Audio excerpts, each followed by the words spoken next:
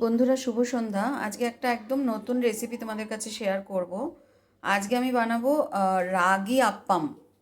ঠিক আছে, তার জন্য আমার যেটা লাগছে সেটা হচ্ছে রাগি পাউডার।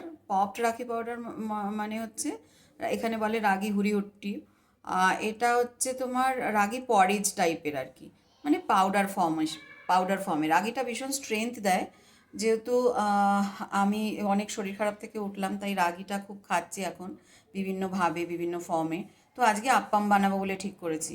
তো দেখো, রাগি হুড়ি লাগছে, তার সাথে লাগছে সুজি, সবটা হচ্ছে সমান পরিমাণ। এই যতটা সুজি নিয়েছি এতটাই রাগির পাউডার নেব।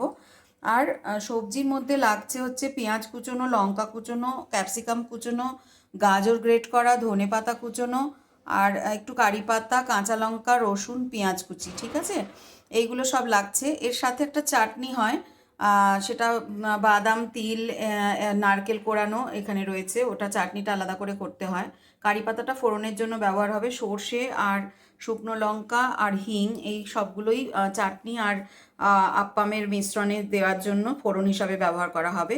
আর মিশ্রণটা গোলা হবে দই দিয়ে। ঠিক আছে, তার সাথে সাদা তেল থাকছে, নুন তো থাকছেই পরিমাণ মতো। তো চলো আমরা প্রিপারেশনটা শুরু করে দিই। প্রথমে সমস্ত ইনগ্রিডিয়েন্টসগুলোকে আমি এই বড় কাচের বোলটার মধ্যে রাগি পাউডার, সুজি, দই আর সবজিগুলো দিয়ে একটা একটা মিক্সচার বানাবো, যেটা সেমি থিক হবে, বেশি পাতলাও হবে না, বেশি ঘনও হবে না। আসছি পরের স্টেজে। ঠিক আছে, এবারে দেখো, পুরো মিক্সিং বলে আমি সমস্ত সবজি, দই, সুজি, রাগির পাউডার আর নুন দিয়ে এটাকে নিয়েছি। এবার এটাকে বিট করে নেব। ঠিক আছে, মিশ্রণটা মিক্স করার পরে ঠিক এরকম একটা থিকনেসের ব্যাটার আমি বানিয়েছি। ঠিক আছে, এইটা এখন একটু ঢাকা দিয়ে রাখবো, কারণ সুজি তো অনেকটাই দই অ্যাবজর্ব করবে। তো তারপরে কি দাঁড়ায়, যদি প্রয়োজন হয় তাহলে একটু জল দিতে হবে। আমি মেজারিংয়ের জন্য এই বাটিটা ব্যবহার করেছি। এই বাটির 1 বাটি রাগি পাউডার, 1 বাটি সুজি আর 1 বাটি দই, তার সাথে 2 বাটি জল আমি ইউজ করেছি এখনো পর্যন্ত। এবারে যখন এটা আধা ঘন্টা আমি এখন ঢাকা দিয়ে রাখবো, তারপর এটা ফুলে কি দাঁড়ায় দেখে যদি দরকার পড়ে তাহলে আমি আরেকটু জল ব্যবহার করব। ঠিক আছে, চাটনি বানানোর জন্য আমি একটা প্যান বসিয়ে তাতে সামান্য একটু তেল দিয়েছি। তেলটা গরম হতে দিয়েছি।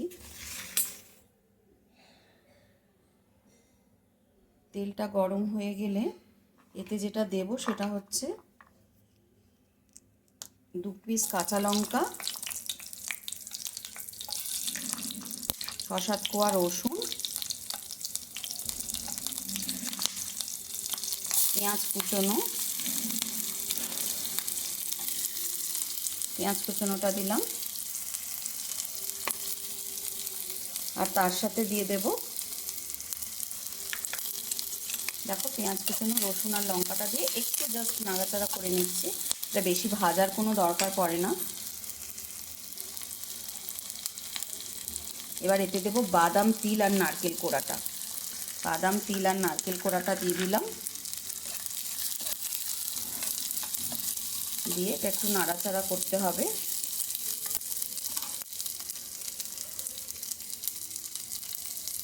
দেবো এতে নুন, পরিমাণ মতন, যতটা নুন চাই নুনটা দিয়ে এটাকে একটু নাড়াচাড়া করব।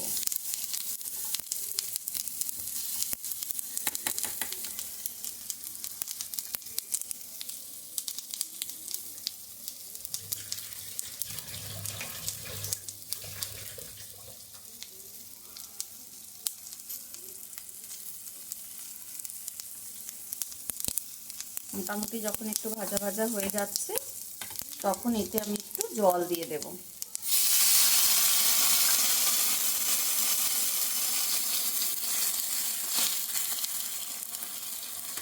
জল দিয়ে এটাকে একটু কমিয়ে রাখবো। জলটা যখন মোটামুটি একটু টেনে আসবে তারপরে গ্যাস বন্ধ করে এটা ঠান্ডা করতে দেব। পরে এই পুরো মিশ্রণটাকে মিক্সিতে বেটে নেব। এটা বাটা হয়ে গেছে। বাটার সময় আমি এতে একটু ধনেপাতা মিশিয়েছিলাম। আর নামিয়ে বেটে নিয়ে বাটিতে ঢেলে আমি এর মধ্যে একটু লেবুর রস দিয়ে রেখেছি। এবারে আমি একটা তড়কা তৈরি করছি, তার জন্য তড়কার এই প্যানটাই বসিয়ে দিয়েছি। এর মধ্যে তোমার যাবে হচ্ছে তেলটা গরম হয়ে গেছে, এর মধ্যে সর্ষে আর শুকনো লঙ্কা দিয়েছি। আর দিলাম হচ্ছে একটু হিং। হিংটা দিয়েছি, আর দিলাম হচ্ছে কারি পাতা।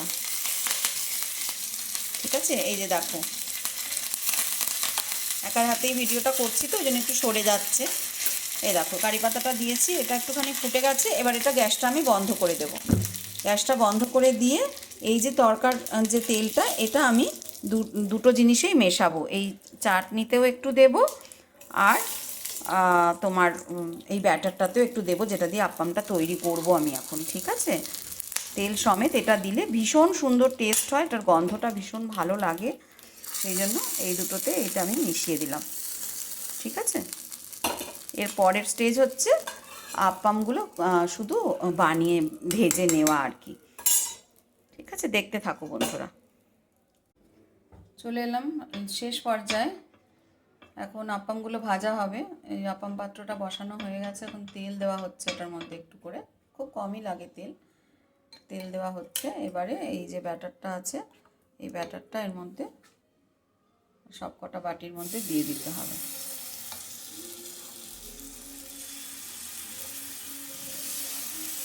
সামান্য একটু ফোলে, তাই একটু কম কম দিতে হয়।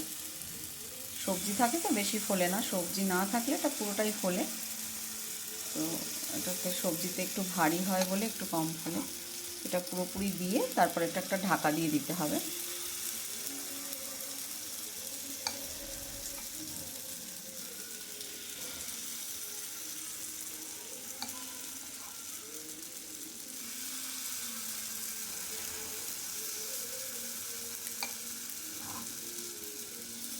ব্যাস, সব কটাতে দেওয়া হয়ে গেল।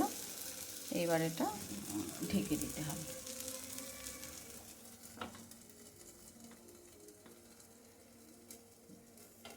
দেখো আপ্পামগুলো রেডি হয়ে গেছে, তুলেও নিয়েছি। আর এই চাটনির সাথে এটা আবার খাওয়া হবে আর কি। রেসিপিটা কেমন লাগলো একটু বলো কমেন্ট সেকশানে। যদি ইনগ্রিডিয়েন্টসগুলোর মধ্যে সবটাই অ্যাভেলেবেল, রাগি পাউডারটাও পেয়ে যাবে। যদি সম্ভব হয় একবার বানিয়ে খেয়েও, খুব স্বাস্থ্যকর একটা খাবার এটা। টাটা।